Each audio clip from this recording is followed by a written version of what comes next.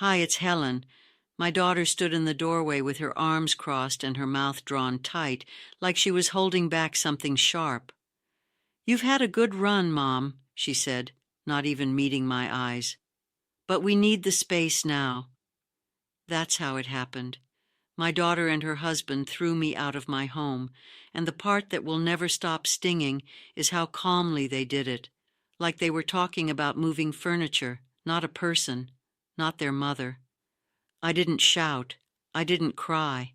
I just stood there barefoot on the hardwood I'd scrubbed for 20 years, the floor my late husband and I once danced on, my hands shaking, my mouth dry as dust. I opened it to say something, anything, but nothing came out.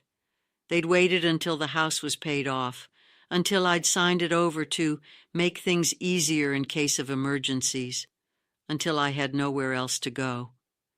And then they handed me an envelope with the words interim housing printed on it like it was a gift, a one-way ticket to a crumbling retirement apartment in a bad part of town.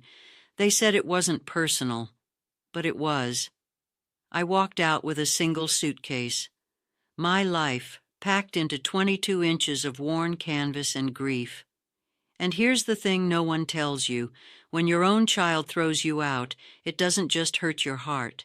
It shatters something deeper, something ancestral. You start questioning your worth, your choices, your sanity. I took a cab to the address they gave me. I sat on the sagging twin bed with springs that groaned beneath me and stared at the yellowed ceiling. The light flickered like it couldn't decide whether to stay or go. I stayed. That first night, I curled up like a child and wept. And then, at 2:17 a.m., the phone rang. I almost didn't answer. But something in me, some old instinct, some last flicker of curiosity, made me pick it up. "Mrs. Spencer?" a clipped voice asked. "Yes," I croaked. "This is Linda Trevors from Morris and Blake Legal. I need to verify your identity before continuing. Do you have a moment?" I blinked. "Legal? Why would—" "Yes," I said slowly. "I do." "Wonderful," she replied. "I'm calling on behalf of your late sister, Eleanor Spencer." Her voice softened slightly. "I'm sorry for your loss." I sat up. My sister, Eleanor. We hadn't spoken in 15 years, not since the last Thanksgiving, when she stormed out with pie still in her hand and said, "You're too soft, Helen. They'll eat you alive." Linda continued. "Per her final instructions, you were to be contacted only upon her passing. You are listed as the sole beneficiary of her estate." I blinked. I don't understand." "She left you everything, Mrs. Spencer, the business shares, the properties, and her liquid assets. The total valuation as of last quarter stands at $3.8 million. I felt the phone slide slightly in my hand. Million? There was silence as my breath caught. Linda waited patiently. "Would you like to come in tomorrow to go over the documents?" I couldn't speak. I just nodded, then realized she couldn't see me and whispered, "Yes. Yes, I would."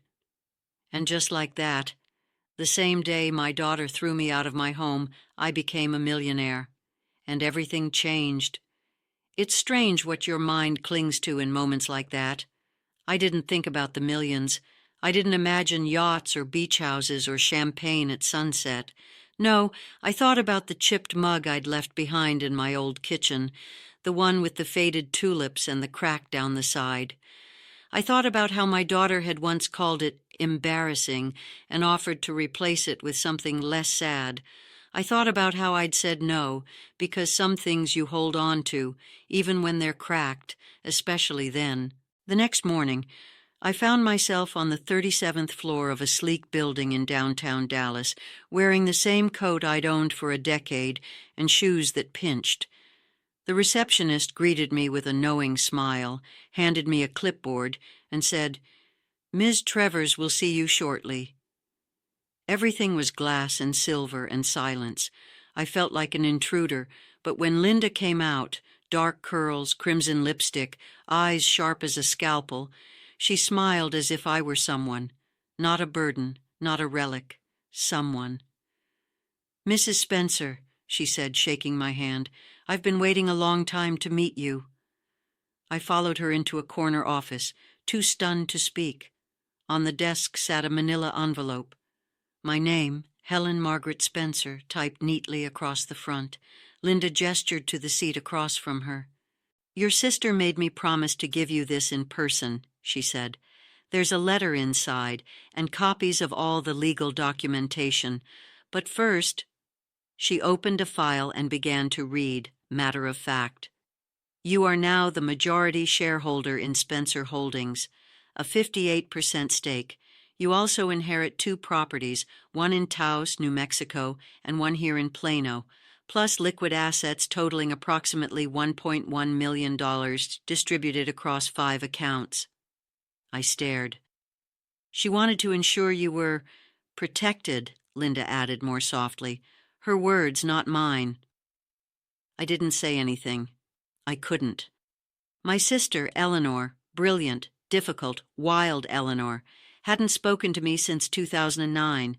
We'd fought over something stupid, as sisters do, and neither of us had reached back across the silence, and now this. "I'll give you a moment," Linda said, sliding the envelope across the desk. When she left, I opened it with trembling hands. The letter was short, her handwriting the same as I remembered, strong, looping, defiant. "Helen, if you're reading this, I'm gone. I always told you they'd betray you. I just never imagined it would happen like this. You were always the heart, and I was the teeth. Well, now you get both. Use it wisely. Don't forgive too quickly. Love, Eleanor." My eyes burned. I pressed the paper to my lips. She'd known. She'd seen me, even after all those silent years. Linda knocked gently and returned. "We can take this as slowly or as quickly as you'd like. There's no rush, but—" She paused. "There is one more thing." She handed me a slim black key. "This is for the Plano house. She left instructions that you should see it before deciding what to do with the rest. That afternoon, I stood in front of a white brick house with tall hedges and a wrought iron gate. I opened the front door with Eleanor's key, my pulse thudding in my ears. Inside, hardwood floors, high ceilings, sunlight pooling on pale rugs, quiet, clean, beautiful, and on the hallway table a photo in a silver frame. Me, from 20 years ago, holding a pie, laughing. I sat down on the nearest chair and cried like a child. That night I didn't go back to the crumbling apartment. I stayed in the house Eleanor gave me. I curled up in one of her soft throws. I made tea in her kitchen. And for the first time in months, I slept without waking to panic. But when I opened my eyes the next morning, the rage arrived. It wasn't fire. It was ice. Clear, sharp, clean. Because while my daughter and her husband laughed over wine in the home I built, they didn't know I now owned more real estate than both of them combined. They didn't know I had a lawyer, a fund, and a plan. They didn't know the woman they'd discarded was no longer just a mother. She was an asset, and she was awake. I didn't go back right away. I wanted to. Lord, I wanted to march up that driveway, bang on the door, and demand answers. I wanted to ask them how they could sleep at night. How my daughter, the baby I'd once rocked through fevers and night terrors, could stand there and watch me pack my life into a suitcase like I was a tenant overstaying her lease. But I didn't. Instead, I called Linda. "I want to make changes," I told her. "To the trusts, to the shares, to everything." Her voice lit with interest. "Changes to what end, Mrs. Spencer?" I paused, the words tasting strange on my tongue. "To take back what's mine." That week we did it all, quietly, legally, without a whisper crossing their ears. I sold the Taos property, the proceeds, nearly $800,000 after taxes and fees, I placed into a private charitable foundation under my name, the Helen Fund. Its purpose: grants for women over 60 facing housing insecurity due to family abandonment. Linda's brow arched when I told her. "That's very specific. I'm not interested in being vague, I said. I've been vague my whole life. Then we adjusted the will, stripped out the daughter and her charming husband, replaced them with the foundation, my niece Emily, and, at Linda's suggestion, a small trust for emergencies. You might change your mind one day, she'd said gently. No, I replied. But they might learn their lesson, and if they do, I want there to be something left to believe in. We were just finishing the documents when Linda looked up and said, Have you told them yet? I shook my head. They don't even know where I am. They probably think I'm crying into a church cot somewhere. Linda smiled faintly. Would you like them to know? I considered that. Then I said, Yes, but not with words. A week later, I went to the florist Eleanor had always used, a small shop on Maple Lane with ivy in the windows and a bell that chimed like memory. I ordered a bouquet. White lilies. A single orchid in the center. The note read, Thank you for the eviction. It opened a door I didn't know I had the key to. Helen, I had it delivered to their home, not anonymously. That evening, my phone rang for the first time in 2 weeks. Blocked number. I answered, just to hear the silence on the other end. Mom, came my daughter's voice. I didn't respond. Where are you? She asked, voice tight. What is this? Still, I said nothing. What is this about? That's when I said, slowly and clearly, You'll find out, the same way I did, piece by piece. And I hung up. Let them wonder. Let them squirm. The next day, I received a call from a man named Peter Walsh. He worked for Eleanor's company and had just been notified of the shareholder change. Would you like a tour of headquarters, Mrs. Spencer? Call me Helen, I told him. And yes, I would. The building sat on 3 acres outside Fort Worth, sleek, polished, and humming with quiet power. When I walked through the front doors, staff looked up and smiled politely. I could see it in their eyes. They didn't know who I was. Yet. Peter greeted me in the lobby. I'll show you the executive offices. Eleanor had a suite, still untouched since she passed. Would you like to see it? I nodded. We took the elevator up to the top floor. When he opened the door, I stepped into a room I never knew existed. Glass walls, white marble desk, a view of the lake.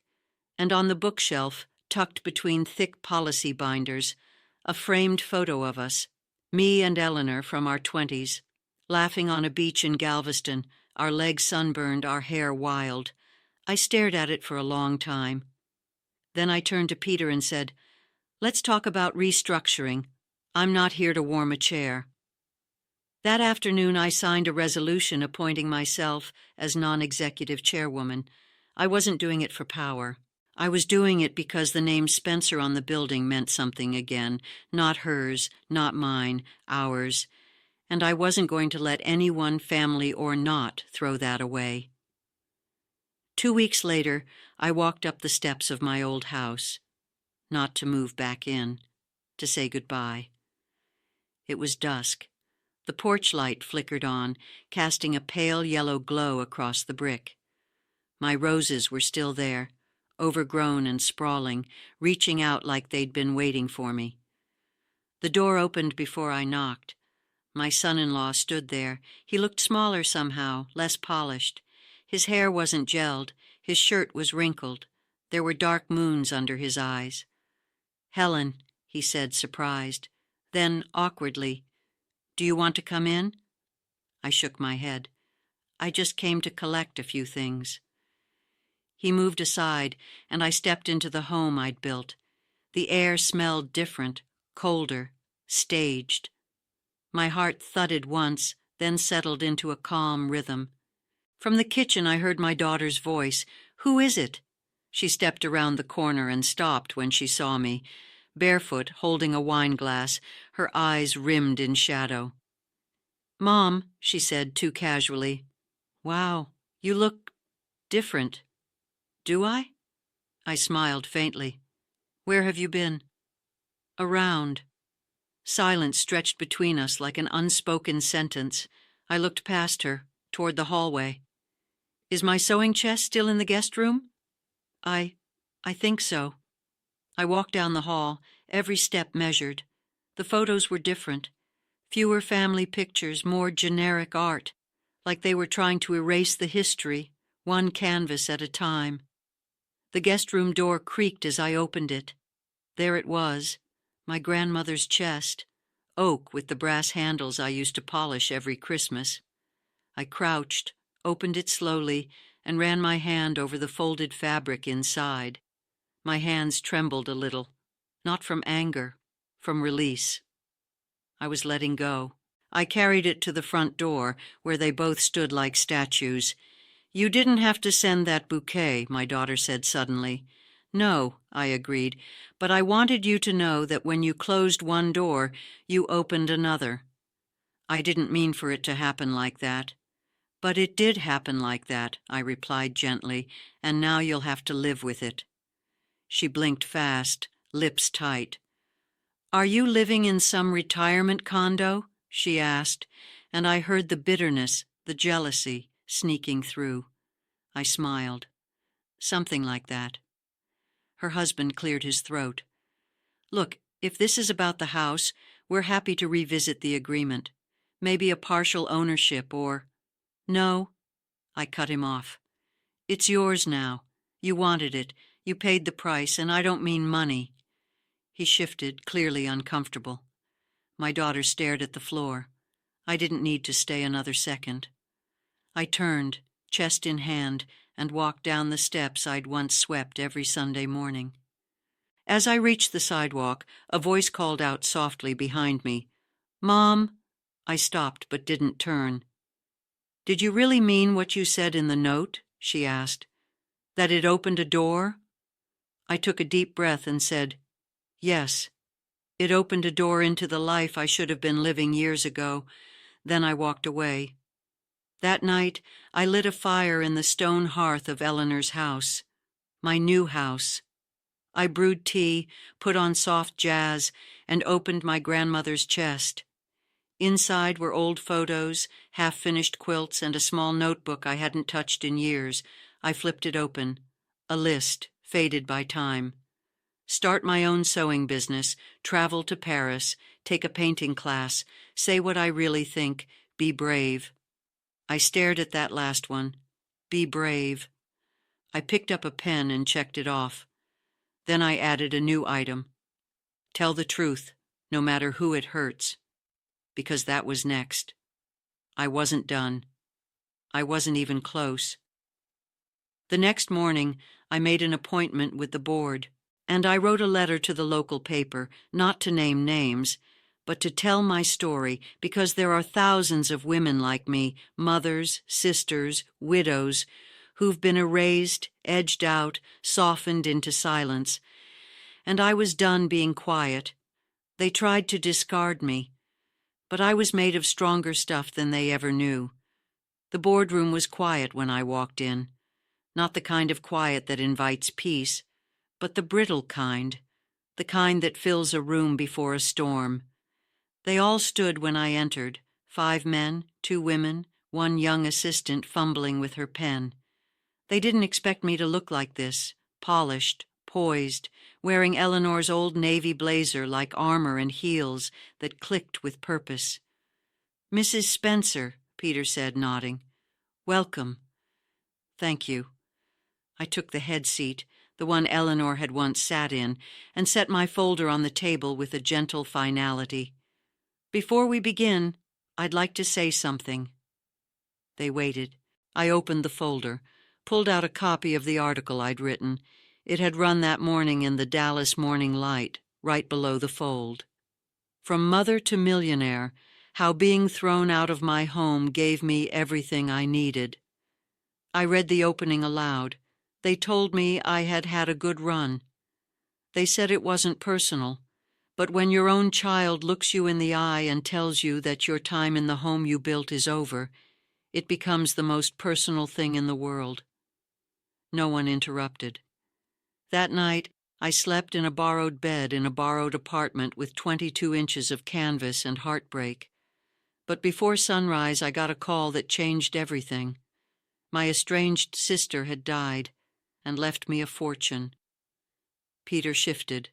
A few others leaned in. I looked around the table. The story goes on. It tells the truth. About elder abandonment. About financial betrayal. About women who give until there's nothing left of them but a warm casserole and a set of extra keys. No one said a word. I folded the paper. I used to think my silence kept my family safe. Now I know it only protected their comfort. I'm not protecting that anymore. The woman to my right, Suzanne, I'd learned, spoke first. You're incredibly brave. No, I said. I'm incredibly done. I turned to Peter. The Grace Hands Fund is officially launching this quarter. I want 10% of our corporate social responsibility budget allocated to elder housing grants. Quiet abuse is still abuse. And it ends with us. He nodded, stunned. And there's one more thing. I reached into the folder and pulled out the second envelope, smaller, heavier, a notarized letter from my lawyer. Effective immediately, I've transferred 30% of my inheritance into a trust, not for my daughter, not for her husband, for my granddaughter. Their eyes widened. She's 16, and when she turns 25, if she's built a life she's proud of, on her own, this trust will help her build more. The assistant raised a hand nervously. What if she doesn't? Then the money goes back into the Grace Hands Fund, I said. No more safety nets for selfishness, only investments in self-worth. Later that day, I walked through the old shopping district near Highland Park, the place I used to avoid because it made me feel poor, small, forgotten. Now I walked in with purpose. I bought myself a cashmere coat. I sat at a cafe, drank espresso like I was in Paris, and watched the world pass by with the quiet satisfaction of a woman who no longer apologizes for taking up space. My phone buzzed. It was a photo. A blurry shot of a for sale sign staked into the yard of my old house. No caption, just the image. From my daughter. A door finally closed. I turned the phone face down. I didn't need her words anymore. I'd written my own. When I got home, I found a box on my porch. Inside was my tulip mug, the one they'd laughed at, wrapped in tissue with a note that simply read, I'm sorry. Emily, I held that mug like it was gold, not because it was beautiful, but because someone finally saw what it meant. Later, by the fire, I picked up Eleanor's old journal. I hadn't touched it in weeks. I opened to the last page. In her handwriting, faint but strong, were the words, Be bold enough to burn what kept you warm if it also kept you silent. I smiled. Then I lit the article from the morning light, watched it curl in the flames, not because I regretted it, but because I didn't need to read it anymore. The truth had already taken root, and I was free. Hi again, Helen here. I wish I could tell you it all ended neatly, that after the article and the boardroom and the mug on my porch, everything stitched itself back together like a warm family quilt. But real life doesn't tie its ends with bows. It frays, it unravels in places, and sometimes, if you're lucky, it begins again. A month after the article ran, a letter arrived. Not an email, not a text, a letter. From my daughter. The envelope was thick, cream-colored, expensive. My name was written in her handwriting, the same loops and flourishes I'd taught her when she was 7, sitting at the dining table with practice sheets and a pink eraser. Inside was 5 pages, single-spaced. It wasn't perfect. She tried awkwardly to defend herself. She mentioned stress, the housing market, her husband's pressure. But somewhere in the middle of it all, she wrote something that caught me off guard. You were right, about how we treated you, about how we saw you. I didn't know how much I needed you until you weren't there. And I don't just mean the money. I miss your stories, your voice, the way the house felt warmer when you were humming in the kitchen. I miss my mother. I read it twice, then again. I didn't cry, but something loosened inside me, something that had been clenched since the day she closed that door in my face. Later that week, Emily came to visit. She wore jeans this time, no makeup, hair pulled into a messy bun. A girl, not a performance. She held up a small box. "Cookies," she said. "Store-bought. I'm not you." We laughed. Over tea, I asked her gently, "How's your mom?" She hesitated. "Trying. It's quiet. Dad's been traveling. She's looking for work." I nodded. "And how are you?" Emily's face lit up. "Better. I started writing. Short stories. One of them's about a grandmother who disappears and becomes a secret millionaire." I smiled. "Sounds familiar." "Very," she grinned. She looked at me, then down at her tea. "I'm proud of you, Grandma." My throat tightened. "You taught me something no one else ever did," she continued. "That walking away isn't failure, it's protection, and sometimes the kindest thing a woman can do for everyone is to finally say no." I reached across the table and took her hand. Her fingers were warm, steady. "You're going to be just fine," I said. That night, I lit a candle on the windowsill, a quiet ritual I'd started after Eleanor died. I'd light it not for her soul. I believed she was fine wherever she was, but for mine. I needed the reminder that even in the darkness, there was light, always light. And then I sat down with my journal, the one I hadn't touched since that first night in the apartment. I flipped to the back and wrote, "Final entry. They threw me out of the house I built with my own hands." My daughter's voice was cold. My heart cracked open. But I left that house carrying more than they knew: resilience, truth, and the quiet certainty that I was not done yet. In losing their approval, I found my power. In finding Eleanor's gift, I found my voice, and in using it, I found myself again. I closed the journal, not with anger, not with pride, but with peace. I am 71 years old. I am a sister, a mother, a grandmother, a woman who was erased and rewrote herself. I live in a quiet house with lavender by the porch and a sewing chest by the fire. I run a foundation for women like me, those who've been discarded, overlooked, silenced. And every night I sleep soundly, not because life is perfect, but because it's mine. And to anyone reading this who's ever been made to feel small, invisible, or used, let me tell you the one truth I know with all my heart. They can take your place, but they cannot take your worth. You are not what they say you are. You are what you decide to be next.